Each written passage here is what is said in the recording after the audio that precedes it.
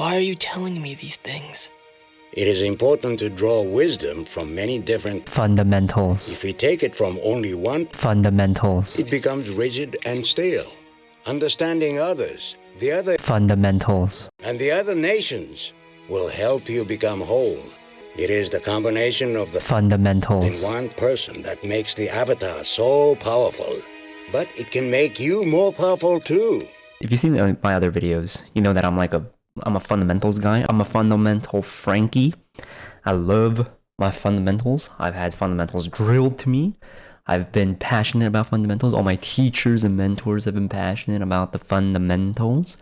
However, fundamentals can be a trap, and you can easily fall into the habit of only drawing fundamentals, never moving on from fundamentals, or always focusing on one single fundamental. So like Avatar, like Uncle Iroh, you want to have wisdom from all of the fundamentals. An example of the trap would be like, you hear that gesture drawing is very important, so you get stuck drawing gesture drawings forever. You have people who draw gesture drawings over and over and over again, and they feel like they have to reach a certain point with their gesture drawings in order to fully move on to the next fundamental.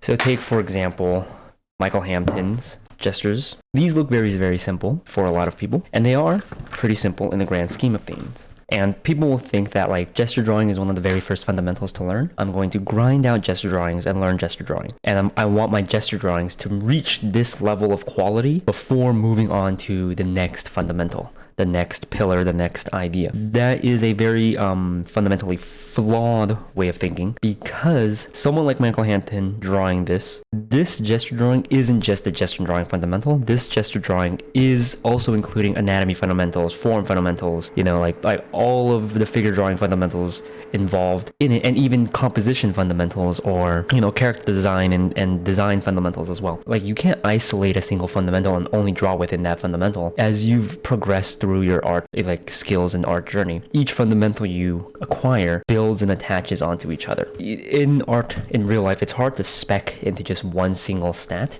Like, I'm the gesture guy or something like that. You still need to have other fundamentals to supply the gesture. Wisdom comes from all of the fundamentals. If you're stuck doing gesture and you're only practicing gesture fundamentals, your gesture drawings may never look like Michael Hampton's gesture drawings. All of the fundamentals tie into each other.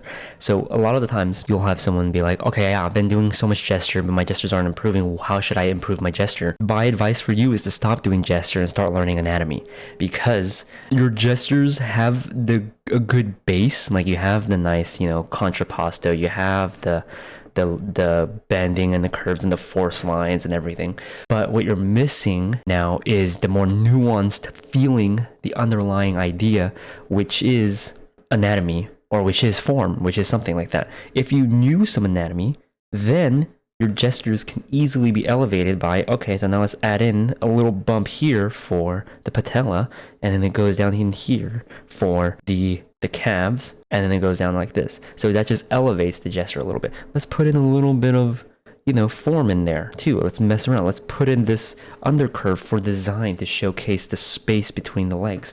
All of that is added in from different aspects. You can see this little like matching set, right? Your gesture is going to inform your form and construction. Your form and construction is also going to inform your gesture. Anatomy is going to inform your gesture. Perspective informs all of this. Perspective also informs your composition. Your form and gesture informs your light and your valley, right? These are all of your fundamentals. Your gesture informs your design. Your design can also inform your gesture as well. So everything is co-mingling, intermingling, right? Like, it's like an incestuous relationship between everyone, right? So everyone's just having incest with each other. You want to draw your wisdom from many different places, and if you only take from one specific place here, things become rigid and stale. You want to always pull. It's kind of like your style too. There's a lot of, you know, like beginner artist people, and they're always like, well, I want to find my style. Don't even care about style, bro. Your style comes from lived experience. Your style comes with time.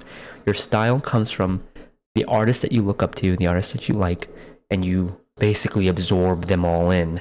And by practicing your fundamentals, by looking at life, by experiencing, watching movies, watching shows, watching real people, that's what creates that true style. And that's what creates like all of these fundamentals and ties them all together. Same thing over here. If gesture is all you're studying, you'll get stuck. Right? My advice is to study anatomy and is to learn to design better gesture. If you have better anatomy, your gesture is going to improve. If you want to study shading, right? You only study shading. You need to study the form so that you can shade better. And then you also want to study gesture and shading so that you can improve the line quality of the drawing. So that way the shading has a weight, has a wrapper around it, right? And then you also want to improve the anatomy and the design so that you know the shading. And then the last one is you want to know composition so that you know how to break up the shadow shapes and everything, right? Let's look at one last example because I know this video is more of like just like a PSA. This is Jeff Watts. Figure drawings from Jeff Watts right over here.